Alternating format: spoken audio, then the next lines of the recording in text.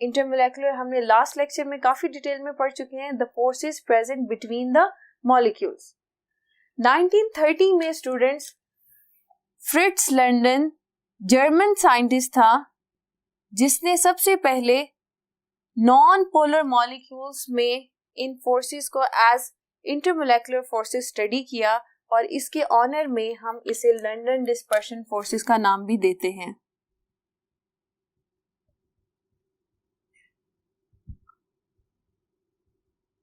Students, हम इसको एक और नाम से भी बुला सकते हैं, that is short range forces.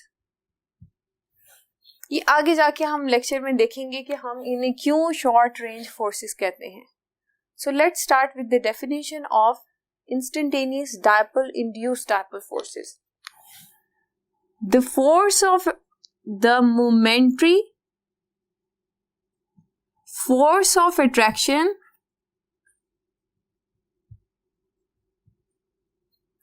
present between instantaneous dipole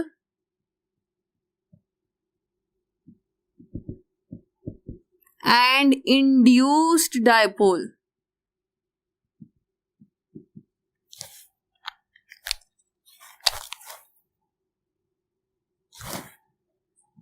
is called instantaneous dipole induced dipole forces, और हम इसे शॉर्ट फॉर्म में LDF भी कहते हैं, that is London dispersion force. अगर हम डेफिनेशन की तरफ देखें तो हमारे पास क्या इंफॉर्मेशन है, force of attraction between instantaneous dipole and induced dipole. किनके दरमियान है attraction? Instantaneous dipole and induced dipole. अब इंस्टेंटेनियस डायपोल क्या होता है?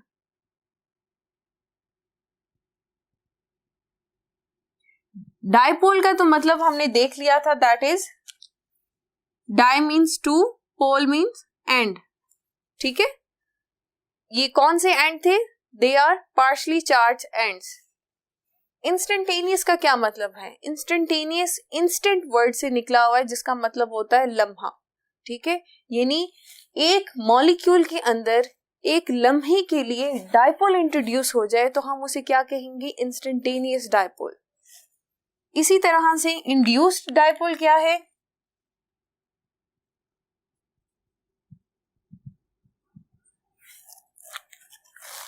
मॉलिक्यूल्स के मोशन के दौरान ये इंस्टेंटेनियस डायपोल एक और नॉन पोलर मॉलिक्यूल के अंदर डायपोल इंट्रोड्यूस करवा दे या डायपोल इंड्यूस करवा दे तो हम उसे क्या कहेंगे? Induced dipole. ये हमने लास्ट लेक्चर में डायपोल इंड्यूस्ड डायपोल फोर्सेस में भी डिटेल में कॉन्सेप्ट पढ़ा था कि जब आप किसी नॉन पोलर मॉलिक्यूल में फोर्सफुली डायपोल इंड्यूस करवाते हैं तो उसे हम क्या कहते हैं? Induce dipole. इसका मतलब है कि जिसके अंदर कुछ लम्हे के लिए डायपोल इंट्रोड्यूस हुआ है वो भी ऑलरेडी डायपोल नहीं हुआ, तो जिन मॉलिक्यूल्स में डायपोल नहीं होता हम उन्हें क्या कहते हैं? Non polar molecules. It's mean कि ये फोर्स ऑफ अट्रैक्शन या ये इंटरमोलेकुलर फोर्स ऑफ अट्रैक्शन कहाँ ऑपरेट करेगी? Between the non polar molecules. इसको हम मजीद एक्सप्लेन करते हैं एग्जाम्पल के साथ।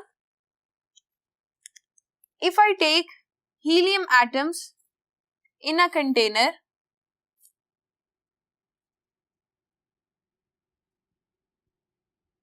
हम स्टडी करते हैं कि हीलियम के दरमियान फोर्स ऑफ अट्रैक्शन कौन सी है और कैसे डेवलप होगी। मैंने कहा helium atoms, helium is a noble gas and it is non polar. Students, आप सोच रहे होंगे कि हमने कहा था कि intermolecular forces are the forces present between the molecules, लेकिन यहां पर मैं हीलियम एटम्स की बात कर रही हूँ, तो एटम्स के दरमियान ये अट्रैक्टिव फोर्सेस कैसे डेवलप हो सकती है? अगर आपको याद हो तो चैप्टर 1 में आपने मॉलिक्यूल की डेफिनेशन पढ़ी थी, that is the species that can exist independently is called a molecule. तो हीलियम नोबल गैस है, it does not react, it can exist independently, तो हम इसे मॉलिक्यूल भी कंसिडर करते हैं। तो हीलियम के एटम्स के दरमियान जो फोर्स ऑफ अट्रैक्शन होगी हम उसे इंटरमोलेकुलर फोर्स ही कहेंगे, हम उसे इंट्रामोलेकुलर नहीं कहेंगे, क्योंकि हीलियम के एटम्स इंडिपेंडेंटली एग्जिस्ट कर रहे हैं और वो एज अ मॉलिक्यूल एक्ट कर रहे हैं। जी, एक गैस जार में मैंने हीलियम के एटम्स लिए। अब आपको पता है कि गैस है तो इनकी मोशन बहुत ज्यादा रैंडम और फास्ट होगी। जब एक हीलियम का एटम कोलाइड करता हुआ दूसरे हीलियम एटम के पास आता है, इसको मैं थोड़ा सा बड़ा करके आपको दिखाती हूँ। जी, एक हीलियम का एटम मूव करता हुआ दूसरे हीलियम के एटम के पास आता है, तो इनके दरमियान इलेक्ट्रॉन इलेक्ट्रॉन रिपल्शन होती है। दोनों के इलेक्ट्रॉन्स आपस में रिपेल करेंगे एक दूसरे को। आपको पता है कि like charges repel each other. Repulsion से क्या होगा कि हीलियम के इस एटम में डिस्टॉर्शन क्रिएट होगी। डिस्टॉर्शन से क्या होगा? अनसिमेट्रिकल अरेंजमेंट ऑफ इलेक्ट्रॉन्स हो जाएगी। जब अनसिमेट्रिकल अरेंजमेंट होगी तो क्या बन जाएगा? डाइपोल। एक पोल पार्शियल पॉजिटिव, एक पोल पार्शियल नेगेटिव। जहां पर इलेक्ट्रॉन डेंसिटी ज्यादा होगी वहां पर पार्शियल नेगेटिव चार्ज आ जाएगा, और जहां पर कम है that is the partial positive and. इसको हम क्या कहेंगे? That is the instantaneous dipole.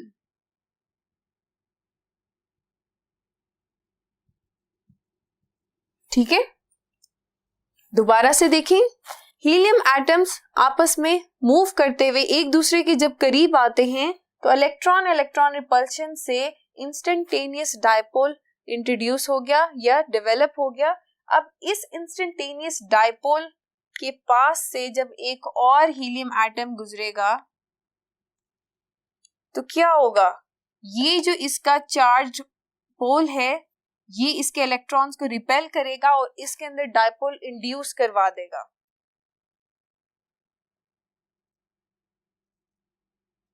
हम सेम कलर यूज कर लेते हैं। जी,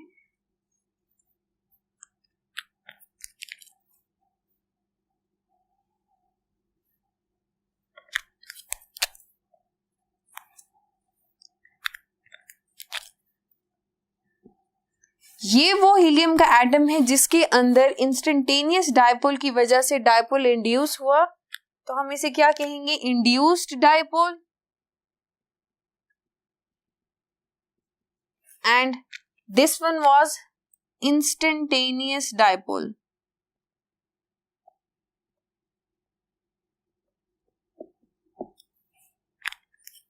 आप इनके पोल्स की तरफ देखें, that is partial positive, partial negative, partial positive and partial negative. अब यहाँ पर नेगेटिव पार्ट जो है वो negative pole positive pole of other, या फिर आप कह लें कि इंड्यूस्ड डाइपोल को अट्रैक्ट करेगा। तो इस अट्रैक्शन को हम क्या कहेंगे? This attraction is known as LDF, London dispersion force, या फिर instantaneous dipole induced dipole force. ठीक है, यहां पर इंस्टेंटेनियस डाइपोल और इंड्यूस्ड डाइपोल के दरमियान फोर्स ऑफ अट्रैक्शन को हमने क्या कहा? London dispersion force. स्टूडेंट्स, ये जितनी जल्दी बनती है उतनी जल्दी ये गायब भी हो जाती है। अगर मैं आपको इसको मेजर करके बताऊं तो ये 1 सेकंड का 10 खरब हिस्सा होता है जिसके अंदर ये इंड्यूस होती है, जिसके अंदर ये बनती है, LDF अट्रैक्शन अपीयर होती हैं, और उसी वक्त ही ये डिसअपीयर भी हो जाती हैं। एक गैस जार में एक ये अगर मैं कहूँ इन दो मॉलिक्यूल्स के दरमियान LDF क्रिएट हुई तो उसी वक्त वैनिश होगी, और फिर कहीं और जो है LDF दोबारा से क्रिएट हुई और वहां पर वैनिश होगी। ये इतनी शॉर्ट टर्म के लिए, अगर मैं ये चीज आपको यहाँ पर लिख दूं, 1 सेकेंड का 10⁻⁻10 पार्ट है, 10 खरब हिस्सा। इतना शॉर्ट टाइम पीरियड है इसका, इस वजह से हम इन्हें क्या कहते हैं, शॉर्ट रेंज फोर्सेस भी कहते हैं। अब हम इसके इंपॉर्टेंट पॉइंट्स की तरफ देखते हैं कि हमने इस डेफिनेशन और इस एक्सप्लेनेशन से क्या सीखा। सबसे पहले that is the short lived forces, क्योंकि इलेक्ट्रॉन मूव करते रहते हैं, जैसे वो मूव करेंगे दोबारा से यूनिफॉर्म सिमेट्री आ जाएगी, ठीक है, दोबारा से वो सिमेट्रिकल हो जाएंगे, तो क्या होगा, एलडीएफ जो है वो डिसअपियर हो जाएगी, और इसी तरह से दोबारा से कोलिजन से ये रीअपियर हो जाएंगी, तो ये वैनिश क्विकली, इसीलिए ये शॉर्ट लिव्ड फोर्सेस हैं। अगर हम इसकी स्ट्रेंथ की बात करें तो they are generally weaker than all the intermolecular forces. कौन सी हमने पढ़ी थी, dipole dipole forces, dipole induced forces, generally ये तमाम इंटरमोलेक्युलर फोर्सेस से वीक होती हैं।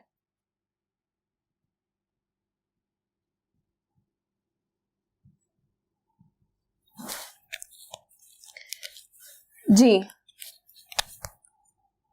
Instantaneous dipole induced dipole forces हर किस्म के मॉलिक्यूल्स में प्रेजेंट होती हैं, चाहे वो पोलर हो, नॉन पोलर हो, या mixture of polar and non polar gases हो, लेकिन ये सिग्निफिकेंट होती हैं फॉर नॉन पोलर मॉलिक्यूल्स, क्योंकि नॉन पोलर मॉलिक्यूल्स में कोई डायपोल नहीं होता, पोलर मॉलिक्यूल्स में तो डायपोल होता है जिसकी वजह से अट्रैक्शन क्रिएट हो जाती है, और मिक्सचर में भी कहीं ना कहीं आपको डायपोल मॉलिक्यूल्स होते हैं जो इंड्यूस्ड डायपोल करके अट्रैक्शन डेवलप कर लेते हैं, लेकिन नॉन पोलर मॉलिक्यूल्स के लिए सिर्फ और सिर्फ लंडन डिस्पर्शन फोर्सेस इफेक्टिव होती हैं for the attraction. Present in all types of molecules but significant in non-polar molecules। जैसे कि आपके पास नोबल गैसेस आ गई हैं, हेलोजेंस हैं, फ्लोरीन, क्लोरीन, ब्रोमीन, आयोडीन, ये सब क्या है, नॉन पोलर हैं, और इसके अंदर ये बहुत ज्यादा सिग्निफिकेंट होंगे। Now let's see the factors which affect the London dispersion forces. कौन से फैक्टर्स हैं जो इसकी स्ट्रेंथ को इफेक्ट कर सकते हैं। तो फर्स्ट पॉइंट है that is the size of electronic cloud. Size of electronic cloud. सबसे पहले देखते हैं इलेक्ट्रॉनिक क्लाउड है क्या, जिसकी साइज की बात हो रही है। उस कॉन्सेप्ट को देखते हैं कि electronic cloud is basically the distribution of electron around the nucleus. एक एटम या मॉलिक्यूल में एक न्यूक्लियस के बाहर जो इलेक्ट्रॉन्स हैं वो जिस तरह से डिस्ट्रीब्यूट हुए होते हैं, उस डिस्ट्रीब्यूशन को हम क्या कहते हैं, that is the electronic cloud. जैसे जैसे एटम का साइज बढ़ता जाएगा तो नंबर ऑफ शेल्स भी इंक्रीज करते जाएंगे। नंबर ऑफ शेल्स इंक्रीज करेंगे, इसका क्या मतलब है, number of electrons are increasing, तो इलेक्ट्रॉनिक क्लाउड का साइज भी बढ़ता जाएगा। अब एलडीएफ में हमने कहा था कि हमें डायपोल इंड्यूस करवाना होता है या इंस्टेंटेनियस डायपोल जो है वो क्रिएट होता है। वो डायपोल बनाने के लिए हमें इस इलेक्ट्रॉनिक क्लाउड को डिस्टर्ब करना पड़ता है या डिस्टॉर्ट करना पड़ता है। डिस्टॉर्शन कब आसान होगी, जब साइज ऑफ इलेक्ट्रॉनिक क्लाउड ज्यादा होगा। किस तरह से देखते हैं,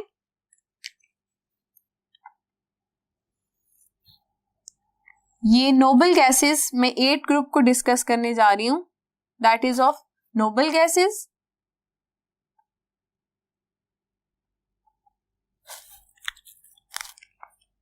हमारे पास इसमें आगे helium, neon, argon, krypton, xenon and radon. यहां पर हमारे पास 8 ग्रुप खत्म हो गया।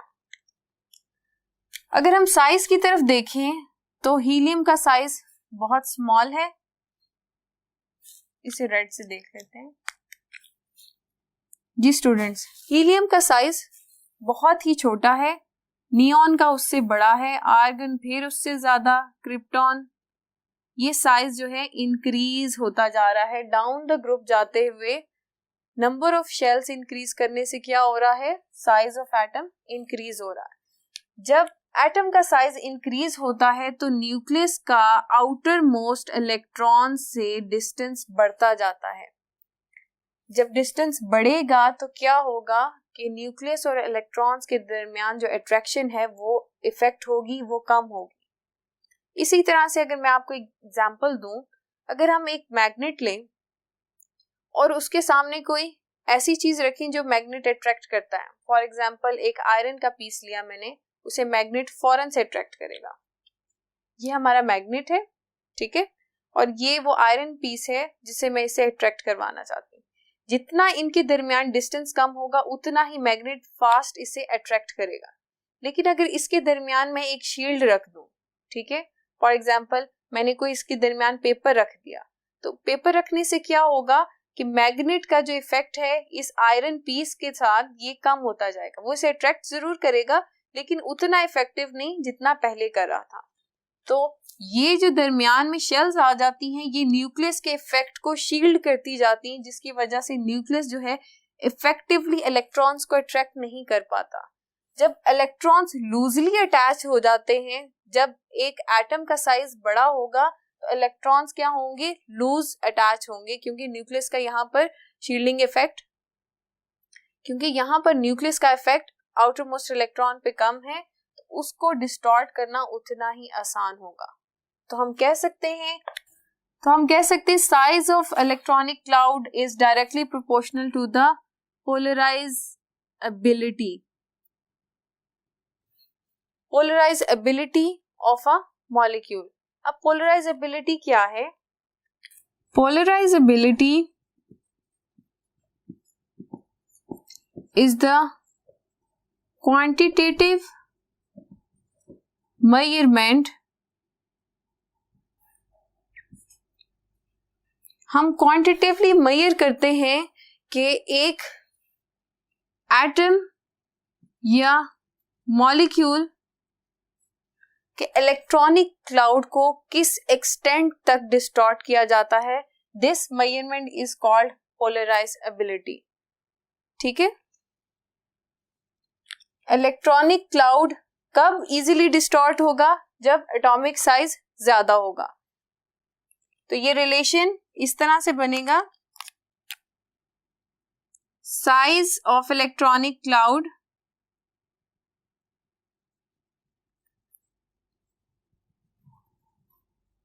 is directly proportional to atomic or molecular size is directly proportional to the polarizability, और जितना ज्यादा एक एटम या मॉलिक्यूल पोलराइज होगा उतनी ही ज्यादा उसके अंदर लंडन डिस्पर्शन फोर्सेस स्ट्रॉन्ग होंगी। तो सो polarizability will be directly proportional to, यहां पर लिख लेते हैं,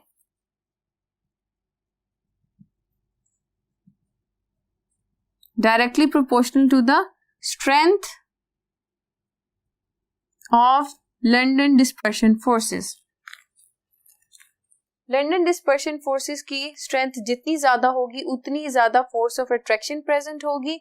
और इसी तरह से हम देख सकते हैं कि नोबल गैसेस की बॉइलिंग पॉइंट भी डाउन द ग्रुप इंक्रीज करते हैं। डाउन द ग्रुप हम जब जाते हैं तो बॉइलिंग पॉइंट इंक्रीज करता है, बॉइलिंग पॉइंट इंक्रीजेस।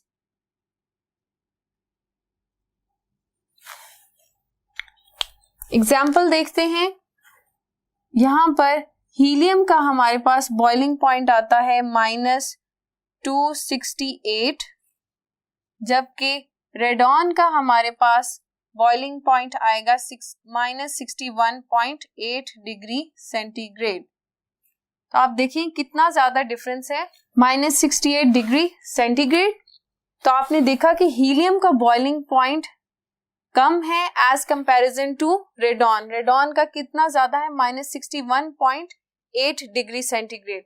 क्यों? क्योंकि इसका एटॉमिक साइज ज्यादा है. एटॉमिक साइज ज्यादा होने की वजह से क्या हो रहा है कि इलेक्ट्रॉनिक क्लाउड की डिस्टॉर्शन इजी है. इलेक्ट्रॉनिक क्लाउड ज्यादा डिस्टॉर्ट होगा तो strength of London dispersion forces वो ज्यादा होगी. इस वजह से बॉइलिंग पॉइंट भी इंक्रीज कर जाएगा. ये तो बात हमने डिस्कस की फॉर द नोबल गैसेस. अगर हम यही बात हैलोजेंस के ग्रुप में डिस्कस करें तो वहां पर फिजिकल स्टेट्स भी इफेक्ट हो जाती हैं. यहाँ पर helium, neon, argon, krypton, xenon, radon ये सब क्या हैं? ये गैस फेज में है. ठीक है, इनके दरमियान अट्रैक्टिव फोर्सेस का डिफरेंस होने की वजह से इनके दरमियान बॉइलिंग पॉइंट डिफरेंस आ रहा है. जबकि हैलोजेंस में फिजिकल स्टेट चेंज हो जाती है. देखते हैं.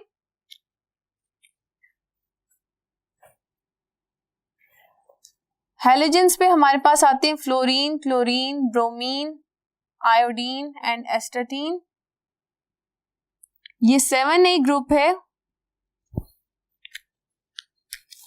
फ्लोरीन का साइज छोटा है एज कंपैरिजन टू क्लोरीन, फिर ब्रोमीन का बड़ा है और आयोडीन और सबसे बड़ा एस्टाटीन का. तो down the group boiling point increase करने चाहिए और ऐसा ही होगा. Down the group boiling point increases. यहां पे मैं आपको फ्लोरीन की बॉइलिंग पॉइंट की वैल्यू देती हूँ -118 और अगर हम आयोडीन की बात करें तो दैट इज 184 डिग्री सेंटीग्रेड. अब आप देखें कि जो टॉप पर है उसकी बॉइलिंग पॉइंट की वैल्यू माइनस में है, मतलब कम है, और आयोडीन की वैल्यू आपके पास क्या आ रही है? पॉजिटिव में. ये ज्यादा है. अब हमने कहा था कि यहाँ पर सारी की सारी ये फ्लोरीन, क्लोरीन, ब्रोमीन हैलोजेंस जो हैं ये डायटॉमिक ही एग्जिस्ट करते हैं, लेकिन इनकी स्टेट्स डिफरेंट हो जाती है. फ्लोरीन, क्लोरीन जो है that is gas in phase. Bromine आपके पास लिक्विड आ जाता है and iodine is a solid. Bromine का भी हम बॉइलिंग पॉइंट देख लेते हैं 58.8 डिग्री सेंटीग्रेड और क्लोरीन का हमारे पास -34.6 डिग्री सेंटीग्रेड आ जाता है. तो ये किस वजह से हो रहा है? Due to the London dispersion forces. London dispersion forces iodine में सबसे ज्यादा हैं क्योंकि इसकी पोलराइजेबिलिटी ज्यादा होने की वजह से strength of London dispersion forces increase हो जाती है बिटवीन द मॉलिक्यूल्स और बॉइलिंग पॉइंट ज्यादा हो गया. अब यहाँ पर स्ट्रेंथ इतनी ज्यादा है कि इसकी जो फिजिकल स्टेट है दैट इज द सॉलिड. यानी यहाँ पर आयोडीन के एटम्स एक दूसरे से बहुत ज्यादा क्लोज हैं और सॉलिड स्टेट आपको पता है कॉम्पैक्ट स्टेट होती है जिसके अंदर मॉलिक्यूल्स एक दूसरे से बहुत ज्यादा क्लोज होते हैं. ठीक है, इट्स मीन आयोडीन में London dispersion forces are the strongest and weakest in fluorine. यहां पर एक और फैक्टर है जो लंडन डिस्पर्शन फोर्सेस को बहुत ज्यादा इफेक्ट करता है, specially in the saturated hydrocarbons. That is the number of atoms और एटॉमिसिटी. यहाँ पर स्टूडेंट्स हम एल्केन्स की एग्जांपल लेते हैं या हाइड्रोकार्बन्स आप कह सकते हैं. एल्केन्स क्या हैं? Alkanes they are saturated hydrocarbons. Hydrocarbons किन्हें कहते हैं? जिसमें हाइड्रोजन और कार्बन मौजूद होता है. They are non polar. Non polar होंगे तो इसमें London dispersion force as a intermolecular force act कर रही होगी.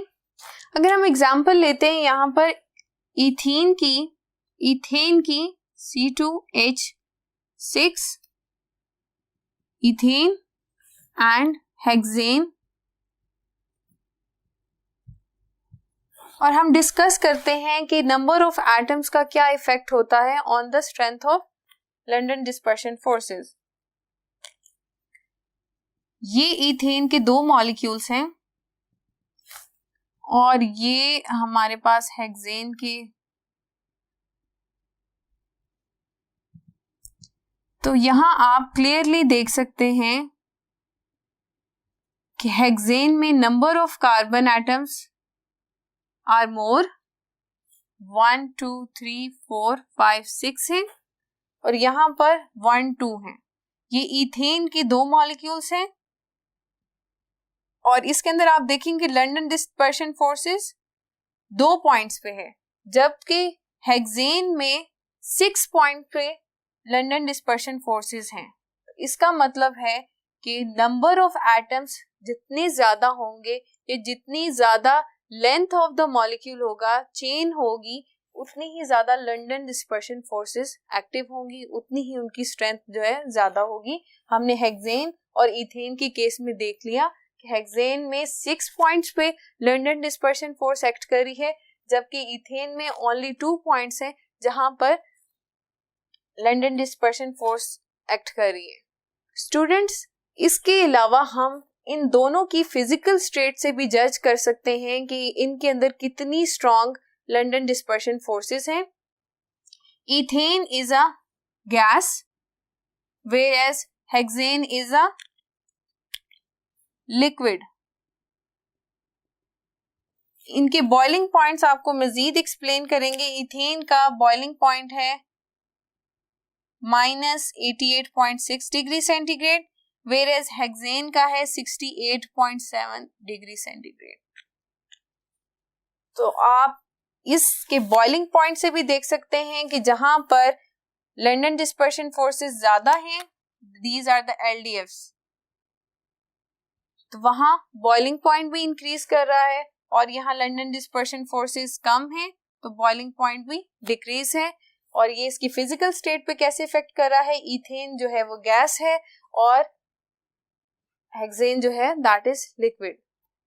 एक और इंटरेस्टिंग इंफॉर्मेशन मैं आपको दूं कि एल्केन्स में जैसे जैसे मॉलिक्यूलर वेट ज्यादा होता जाता है, वैसे वैसे फिजिकल स्टेट चेंज होती जाती है।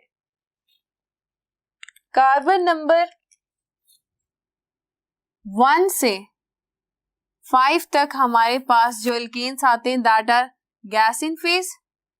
इसी तरह से 6 से 10 तक हमारे पास लिक्विड में है। इसको थोड़ा सा क्लोज कर लेते हैं। और 10 से ऑनवर्ड्स हमारे पास जिनकी स्टेट आ जाती है दैट इज सॉलिड। इसका मतलब है कि जैसे जैसे मॉलिक्यूलर वेट इंक्रीज करता जा रहा है तो number of sides for the attraction increase करती जा रही हैं, लंडन डिस्पर्शन फोर्सेस की स्ट्रेंथ बढ़ती जा रही है और मॉलिक्यूल्स एक दूसरे के ज्यादा करीब आ रहे हैं, इसलिए स्टेट चेंज हो रही है। क्योंकि आपको पता है कि सॉलिड्स में मॉलिक्यूल्स एक दूसरे के बहुत ज्यादा करीब हैं as comparison to liquids and gas. Gas में बहुत दूर दूर होते हैं। लेकिन ये तो बात होगी जहां पर हमने चेन की बात की, स्ट्रेट चेन कंपाउंड्स। क्या यही क्राइटेरिया ब्रांच में भी आता है? Let's see an example of butane and isobutane.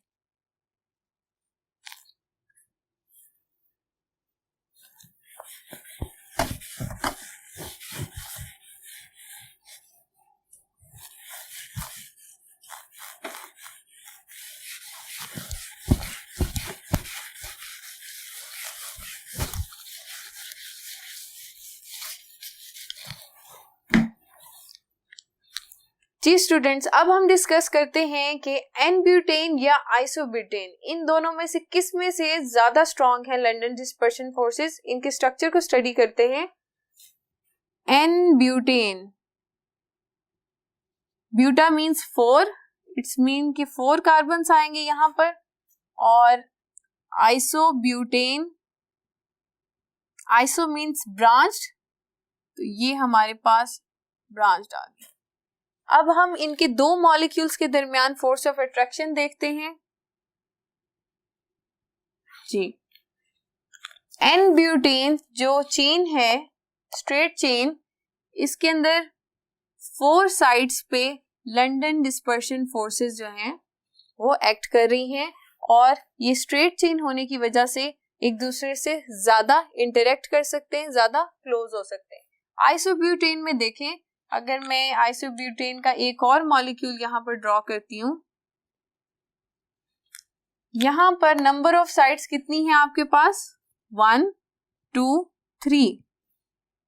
यहाँ पर आपके पास कितनी थी, 4, 1 2 3 एंड 4। आइसोब्यूटेन में क्या हो गया है, number of sides for LDF कम हो गई है as comparison to n butane. तो यहां पर लेंथ भी ज्यादा हो गई। अब आप देखें इस कार्बन और इस कार्बन का डिस्टेंस ज्यादा हो गया है as comparison to the straight chain. Straight chain में जो मॉलिक्यूल्स हैं वो एक दूसरे से ज्यादा क्लोजली अट्रैक्ट हो रहे हैं, जबकि ब्रांच में आप देख रहे हैं कि ये डिस्टेंस भी ज्यादा हो गया है, तो और ये यहाँ पर जो फोर्स है ये मजीद वीक हो गई है। इसको जस्टिफाई करते हैं इनके बॉइलिंग पॉइंट से। ये एन ब्यूटेन का बॉइलिंग पॉइंट आपके पास आता है -5 डिग्री सेंटीग्रेड और इसका है 11.7 degree centigrade. Force of attraction ज्यादा है तो बॉइलिंग पॉइंट भी ज्यादा है, फोर्स ऑफ अट्रैक्शन कम है तो बॉइलिंग पॉइंट भी कम हो गया। So students, that was all about London dispersion forces. हमने देखा ये वीक फोर्सेस होने के बावजूद भी किस तरह से मॉलिक्यूल्स की ज्योमेट्री, उनकी स्टेट्स, इन सब को इफेक्ट कर रही हैं, और हमने ये भी पढ़ा कि ये हर किस्म के मॉलिक्यूल्स में प्रेजेंट होती हैं, वो पोलर हो, नॉन पोलर हो या मिक्सचर हो पोलर और नॉन पोलर का। So they are very significant in non polar molecules. आज का लेक्चर हमारा यहाँ पर खत्म हो गया। स्टूडेंट्स, हमारा नेक्स्ट टॉपिक बहुत ही इंटरेस्टिंग है, दैट इज हाइड्रोजन बॉन्डिंग। ये भी इंटरमोलेकुलर फोर्सेस की एक टाइप है। तो तब तक के लिए अपना बहुत सारा ख्याल रखिएगा। अल्लाह हाफिज स्टूडेंट्स।